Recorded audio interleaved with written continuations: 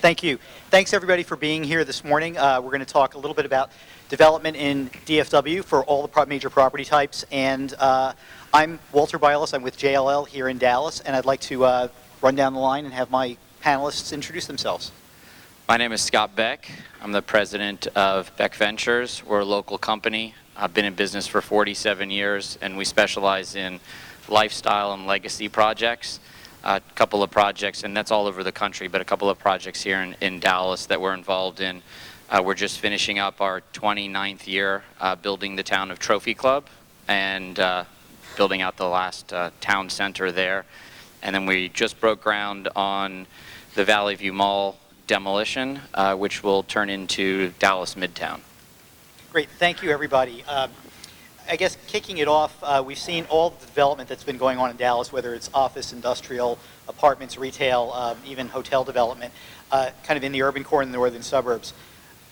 For the panel in general, what are today's trends in building? What are companies wanting? What are they looking for? Are there any must-haves or deal breakers that you're seeing? Scott? I think we've had massive expansion over the past 10 years. Certainly we're seeing a lot of people moving out of areas that have income tax issues related to the tax rates for places like California or New York, and they're coming to places like Dallas. So I think the first thing is the actual environment that these companies can come to. But from a construction perspective, they're looking for placemaking. So they're looking for not just a place to have a corporate campus, but a place to have an actual environment, a la what we see happened up at Legacy West. So as we look to these projects across the country, and certainly through Texas, I think it's important to build an actual place, not just a one-dimensional office campus or a one-dimensional retail strip center, but have a mix of uses. Now, labor is really a tough problem these days with unemployment so low. Are there any deal breakers when you're working with your clients as far as if you don't have X, they just won't go there or they'll go somewhere else? One of the main things that a lot of these corporate users are looking for is transportation. So public transportation, the ingress egress to the actual sites is what's becoming increasingly important for these companies. It's one thing to be able to, get the low tax rates, be able to get the type of environment they want, but how much time do their employees have to spend in the car, especially those, or in a train or whatever the case may be. So a lot of these companies that are coming from these areas like California and New York, their employees have sometimes in excess of 2-hour commutes, 1 hour in each direction on a train from Connecticut to New York, or get on the highway out in LA and you're stuck for a couple hours. So I think that that's really a critical thing. We saw that with Amazon when they were coming here. One of the biggest reasons they didn't select Dallas, even though we were the last of 3. So for anybody that didn't know, we were the 3rd choice, which isn't great when it was a two selection, now down to 1 selection. But ultimately, that was really at the top of their list, which is how are you connected to mass transit? So I think that's a big one. Are there any locations that you see where developers are getting the most bang for the buck? I mean, we know of our downtown area, we know of Legacy. Anything in particular for what you all see? I think some of the old adages of location, access, visibility, they still stand. Good locations are good locations. Are there any places that are risky that you see, or go ahead, Scott? So I'm going to be the contra to the good location is a good location. It's really quite interesting, I think, the dynamic that's going on not only in North Texas but across the country, especially when you look at these dying malls, which both Mehrdad and I are actually involved in mall-related projects. So someplace like Collin Creek, it makes sense to keep a large portion of the mall and actually build a lot of community around it. A place like Valley View Mall, it makes sense to tear it down and literally start over, especially since you have this mall on this side of the district. But what used to be location as it relates to malls across the country, cities are going to have to get over the fact that there's not going to necessarily be retail there anymore, especially with e-commerce and things that are going on.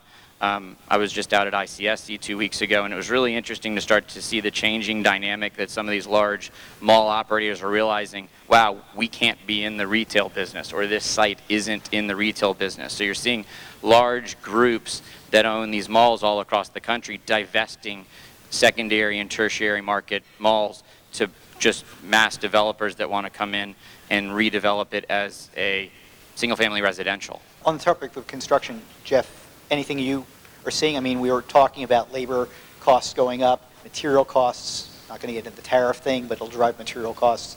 Anything from your side on the cost structure? I think in general, we're also in the banking business. We have a 30-year-old bank called United Texas Bank, which is actually down the street, that we own as well. And you know, over the past few years, we've seen a lot of deals fall out because of high prices. Labor shortages related to the trades, people walking, especially for the smaller projects, where all of a sudden your framing group could walk off the job because they simply just want more money. And so, you know, that if you talk to developers, you'll see that in the middle tier things, not the things that we're building, because our projects are substantially larger with larger contracts, but certainly the ones that we finance. So I think a little bit of a cooling, which may not happen in the DFW Metroplex, I think will happen on a macro basis, is actually healthy, especially with a 10-year run. If prices can come down, you'll see projects be able to still happen, and if those labor issues start to happen in other areas of the country, you'll see those people also move to town to basically make up for those shortages that we have here in the DFW Metroplex. But ultimately, I agree with Mehrdad. I mean, we're seeing even on the projects that we're bidding, just 2 years ago when we thought we were starting our Dallas Midtown project, prices are about 8% lower than what the bids were that we were getting 2 years ago. So it's kind of interesting of what's going on right now. So Scott, one of the things you talked about earlier was placemaking, and that term has been around for a long, long time through Urban Land Institute and everything. Has it evolved or changed in the last handful of years as you guys are looking at your projects and helping clients develop them and building them yourselves? I think the idea of placemaking has basically been the same in terms of, if you go all the way back to looking at how great cities like Paris and Rome and those types of places have been with these large boulevards and a lot of entertainment and different things that can happen in those areas. What's changed is what the mix of retail is going to be in these centers. And again, I'm talking more about large-scale centers, not your traditional strip center. So if I can talk about both, if you talk about a traditional strip center, when we're looking at buying these strip centers, we want to have service-oriented businesses in them. So if there's anything but service-oriented businesses, we're not even interested. When you get into these mixed-use developments, large-scale mixed-use developments like the one we're building just down the street here at Dallas Midtown, we're basically creating an entertainment district. So, you look at the Galleria here, and it's suffering. I don't know what the occupancy is in the Galleria right now, but certainly, hopefully what we're doing on the east side of the district will help elevate what's going on here at the Galleria. And certainly with Trademark being brought in as a consultant on the leasing and the great things that they've been able to kind of turn around what has happened with the Victory project, I think they can do wonders for the Galleria. But from a placemaking perspective, it's about entertainment, it's about experiential retail.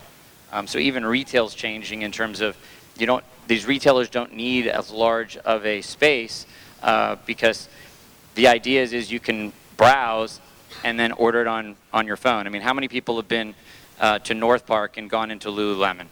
Anyone? Do we have a Lululemon crowd?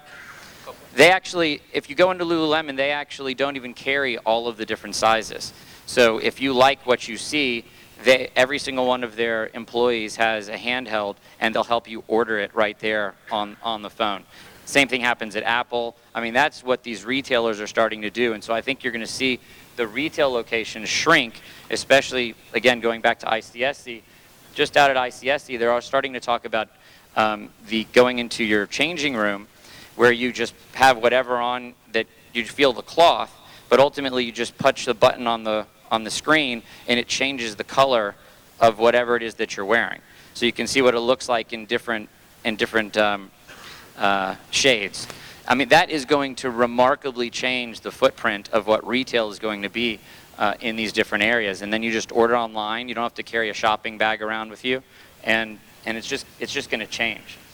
So Scott, on Valley View, you're changing that. We've just read recently that Life Fitness is starting a rather unique apartment project there. Tell us a little bit about where Valley View is these days. Well, Valley View's under demolition, so there really isn't a Valley View anymore. Sorry, Dallas Midtown. Yeah, so Dallas Midtown now is starting. We started demolition about 9 weeks ago.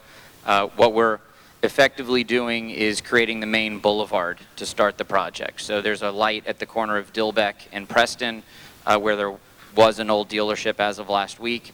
That dealership is now demolished also. That street will bisect the entire property and go over to Montfort. And to answer your question about Lifetime, we're building the largest Lifetime project in the country. So it's a $330 million project. It also started about 9 weeks ago in terms of the actual project itself.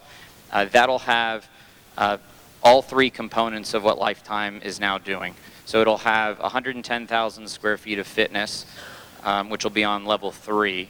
On level 2, there'll be 50,000 square feet of Lifetime work.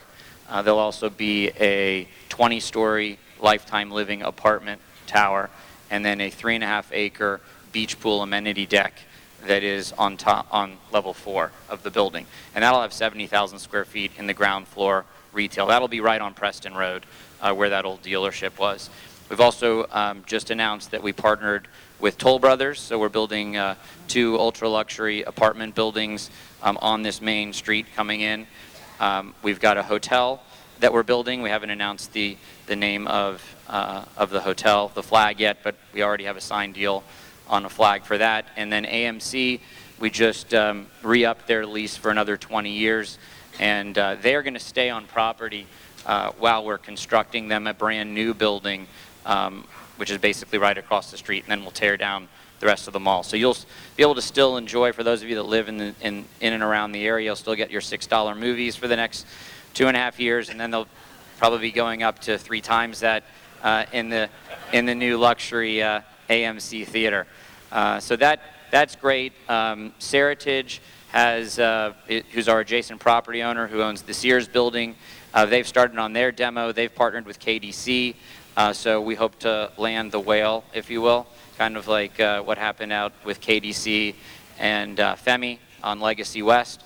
So we've got really the A team involved on our project. We're really kind of excited about our partners, our partnership with the neighborhood, and what we're going to do with the city of Dallas on the Dallas Midtown Park, which will be hopefully a 20-acre park in the center of this district, really connecting the Galleria to the new Dallas Midtown on the east side of the district.